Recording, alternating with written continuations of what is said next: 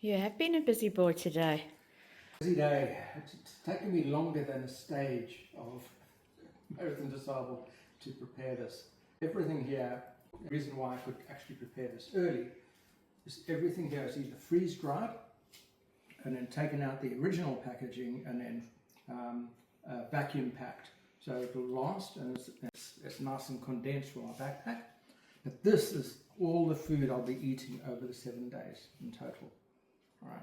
So the night before, one freeze-dried meal. That country, you can get them from BCF. Freeze-dried, really high-quality food. Normally you'd have them with warm water. No warm water in the desert. You take a stove, which is extra weight, so with cold water. I've tested them and they work. So that'll be the night before the race, because they take all our baggage away the day before and leave us with what we have to carry through the rest of the race, which includes all our food and anything else other than water we actually need for 7 days. So sleeping bag, mattress if we want one, all the survival gear, all your clothing, etc. Right, so that's the night before. Now I'll just go through stage one because most of it actually follows. Breakfast, rolled oats and water with some salt. That'll be breakfast to get you started. Can you just explain what have you got written there in red? Red is the calories. So they actually monitor calories. You've got to take at least 2,000 calories a day.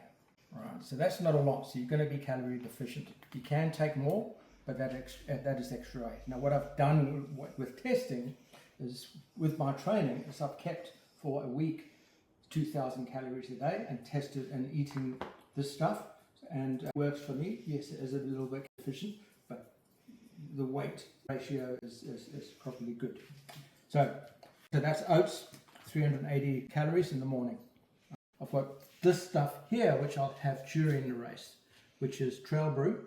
Right, I'll carry 2 of these tubes, plus I'll have trail brew in my bottles at the start. Right, and then each stage, I'll be filling up those tubes from my bag.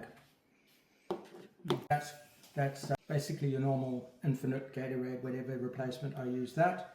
I'll be topping up my bottles with that. I have a gel just in case I feel low. I have a caffeine strip. So later in the race when I'm fatigued. You've got a bit of gold there, Paul. What's the... A bit of gold. This is actually mandatory for the race and it's really good. It's actually a Knorr's chicken stock cube. All right. What they say is over the duration of the race, because of the heat, you can't really absorb the sugar and you get sick of the sugar fairly quickly. So you throw this in a bottle, even though it's just cold water, will be 50 degrees given the desert.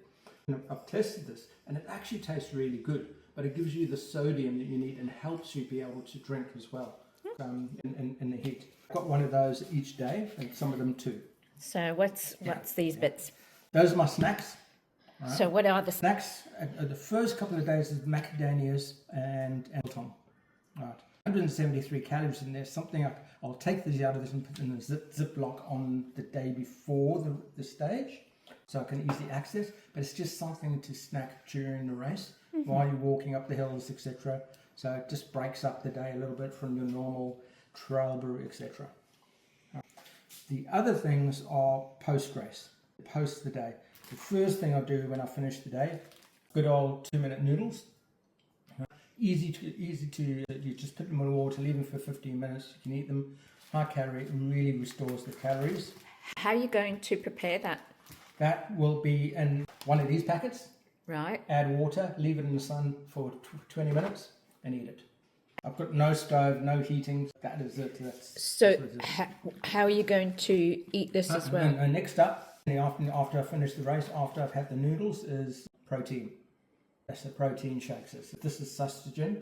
And again, it's just getting that protein in the body soon after the race so you can recharge and rebuild. And then later in the day for dinner, dehydrated meal. Again, cold water, leave it in the sun for a while in late afternoon. A Thai chicken curry, this one. That's my dinner. And that will hold me over to the next morning. No hot water. All right, so that's day one. So stage 2, very similar. I've just thrown in an extra Clif Bar. Day 2 is a little bit longer. They haven't actually set that all the time strictly. Generally it goes like this. So day 2 is going to be a little bit longer. Just thrown in a bar during the event. Everything else is more or less the same. Different meals, change things up. Okay. Day 3 is a shorter, back to about a 32k, we believe. Again, very similar to day 1, just changing a little bit of a change to the flavors of the meals. Again, a gel, very similar. Stage 4 is the big one. It's 100 kilometers. Right. So you're already fatigued. You're probably going to be doing a fair amount, if not mostly walking on 100k, if not walking, depending on how we end up. So it's going to be, now you've got 2 days to do stage 4. So hopefully we'll finish in about 20 hours or so and have the next day to rest before stage 5. Right. You've got basically 48 hours for that. So this one I've loaded up 2 breakfasts, so if I make it in 20 hours, I can have breakfast the next day. I've also loaded up 2 meals. Finish in a reasonable time, I can have dinner, and I can have dinner the next day as well. But I've kept it, rather than splitting this up by days, I've split it up by stages, because in the 100k stage, it's going to be a very different scenario to having 2 race days. I don't intend, some people what they do, they'll do half the 100k, they'll check into one of the checkpoints, have a 4-hour snooze, and keep to that regular cadence. Maybe I do that if I'm struggling. If not, I intend to go straight through, even if I have to walk. Just get it done and get the rest day if possible.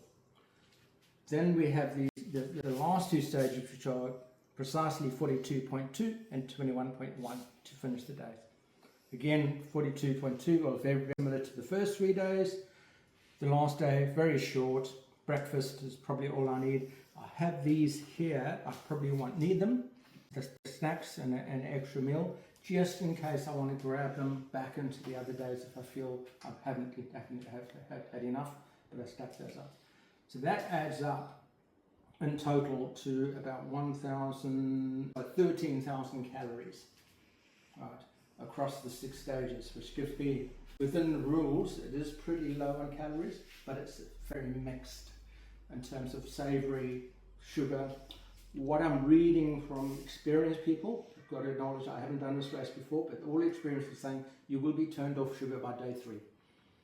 You will not want any sugar, so you really got to lean on what are the savoury options, like the nuts, the biltong, the meals, and everything that you're actually going to be having. Everything that you've got on the table, have you tried and tested? Everything here I have tested. I've gone a week eating these meals. I've gone a week eating water and oats for breakfast. Had a couple of noodles. They're not my favourite, but they just go down, and I can see when you're tired, exhausted, they're very easy to eat because they haven't got a lot of sugar or anything that just goes down in terms of calories. But that is the plan. Now I've got to pack those into basically bigger Ziplocs by day. But I want to be flexible, so I don't want to seal these up, because as you go through, I'll probably have to replan. I need to be flexible.